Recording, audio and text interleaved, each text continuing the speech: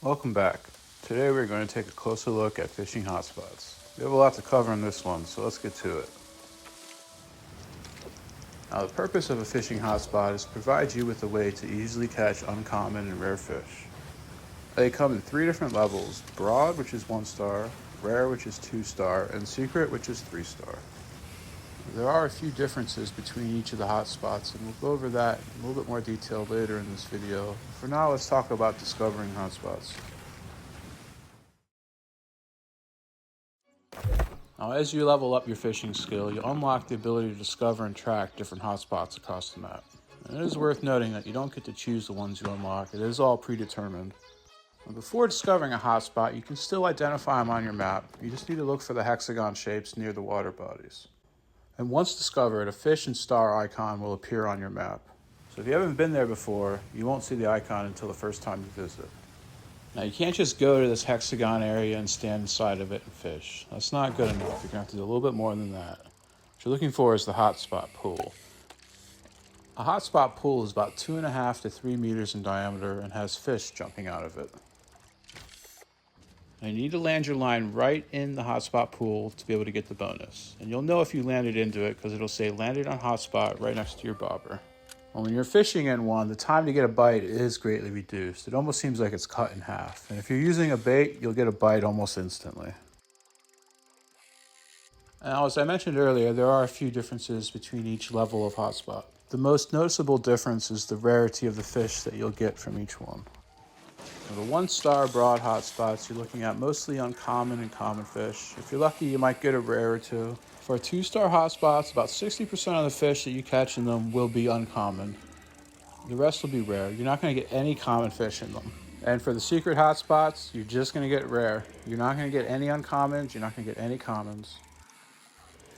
Now, you can still catch legendary fish in hotspots. You can also catch them outside of hotspots. The only real difference that I noticed was with secret hotspots, there seemed to be a small boost to the chance of catching them. Maybe 5 to 10% boost. Now, all these figures were measured without any kind of gear. No boosts, no rarity boost, nothing like that. This is all baseline. Another difference between the fishing hotspots is the amount of fish that you can catch in each one. In a broad hotspot, you'll catch between 25 and 35 fish. In a rare hotspot, you're going to catch between 15 and 25 fish. And in a secret hotspot, you'll catch between 8 and 10 fish. The last major difference between the hotspots is the respawn timers. Broad hotspots will take about 20 minutes, rare hotspots will take about 30 minutes, and secret hotspots will take about 40 minutes to respawn. And when the hotspot despawns, you'll no longer see the fish jumping out of it, and you won't get the message that you landed on a hotspot.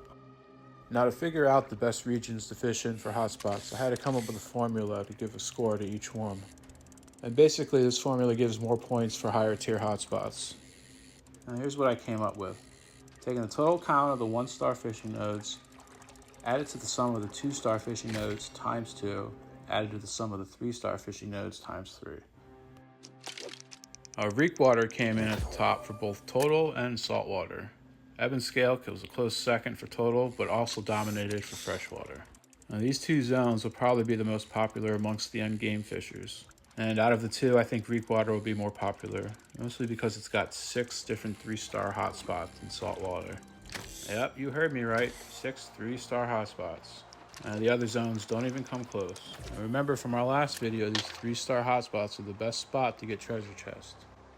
And in Reekwater, you can also catch oysters, which are only found in 2 other zones. And when you salvage an oyster, you have a chance of getting a T5 pearl, and those are the best ones in the game. Use those to make the luck boosting gems. And you also get oyster bait, which is the best freshwater size boosting bait. A common question I see people having is if hotspots are the best way to level your fishing skill. Now, the answer is yes, but let me explain first because there's a little bit more to it than that. Now, you won't get any bonus experience from the fish you catch inside of a hotspot. The amounts are the same as an equivalent fish caught outside of one. The amount of fishing experience you get scales based on the size and the rarity of the fish. It goes from 100 to 200 and then jumps up to 550 for a legendary fish. Now, even though you don't get bonus experience for the fish you catch, it is still better to fish in them over time. Now, hold on, this doesn't mean I think jumping from hotspot to hotspot is the way to go. Let's take a closer look at this data. Now, the first variable we have to figure out is how many fish we can catch an hour. I figure it takes about 20 to 30 seconds to catch a fish from the point you start your cast to the point you pull it in. Well, let's just use 30 seconds. This is a nice round number. And you might be thinking, well, hey, don't you get bites faster from hotspots? Wouldn't that reduce the time? And that is correct, it does. However, you do also catch rare fish, and the rare fish tend to take a little bit longer to pull up. When you compare this reduction in bite time to the extra time it takes to catch a rare fish, they come close to canceling each other out. So to keep it simple, we're just going to ignore both these variables for now.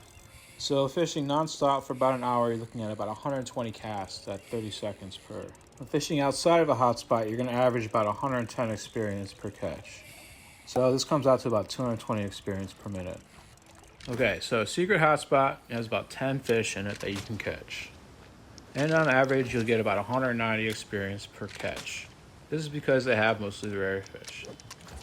So this comes out to about 1900 experience for the node, and it should take you about 5 minutes to clear out the node. After that, you have to wait about 40 minutes for the node to respawn. So during this downtime while you wait for the node to respawn, let's say you just sit there and keep fishing. When you add it all up, you figure out that you get about 237 experience per minute of fishing from your secret hotspot. And this accounts for the downtime, remember. Now using the same formula while inputting the data for the rare node, we'll come up with about 255 experience per minute. And for a broad node, we're looking at about 248 experience per minute.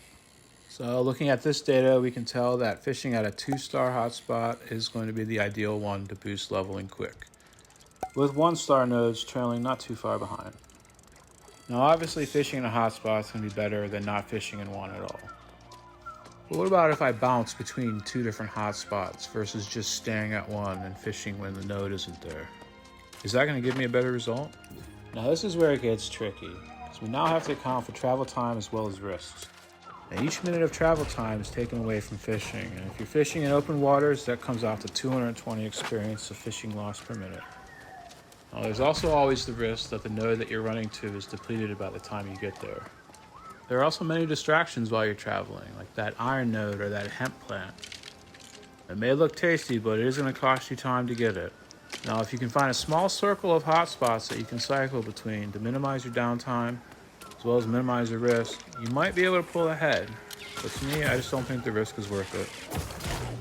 Now, I know this is a lot of data to look at and absorb, but I felt like it was necessary to show it all to you, so you can see exactly how I came up with the conclusion that fishing out of a 2-star hotspot is going to be the best way to level your fishing. Now, some people were reporting that you will catch larger fish inside of hotspots. I didn't notice this. From my experience, there was a balanced amount of fish of all sizes. Outside of gear and bait, the only other way that I figured out to boost fishing size was based on the water depth, with very shallow boosting small, shallow boosting medium, and deep boosting large. But this boost was very small. It was only about 5 to 10%. However, for hotspots, the water depth did not seem to come into play. It seemed to be doing something all on its own. The location of a hotspot pool inside of a hotspot seemed to be in a static location. They'd always spawn in the same spots. But I would not be surprised if they end up making them spawn at different random locations within the hotspot area. This would explain why the hotspot area is so big relative to the size of the pool. Sometimes the hotspot wouldn't even show, but if my bobber landed in it, I would still see the landed in hotspot message, and I would still get the expected quality of fish from it. Last thing I want to mention about hotspots is that I was able to fish in them before I was high enough to discover them. I don't know if this was intended. It could have just been a quirk with beta. But if anything major changes, I'll be sure to make an updated video. And there you have it. That's everything I know about fishing hotspots. And if you have any questions about the topics we covered today or fishing in general, just leave them in the comments and I'll be sure to answer them for you. And please let me know if you like videos like this where I dive deep into the data. Knowing will help guide the direction of my future videos. Thanks for watching. I hope this video helped, and I'll see you guys next time.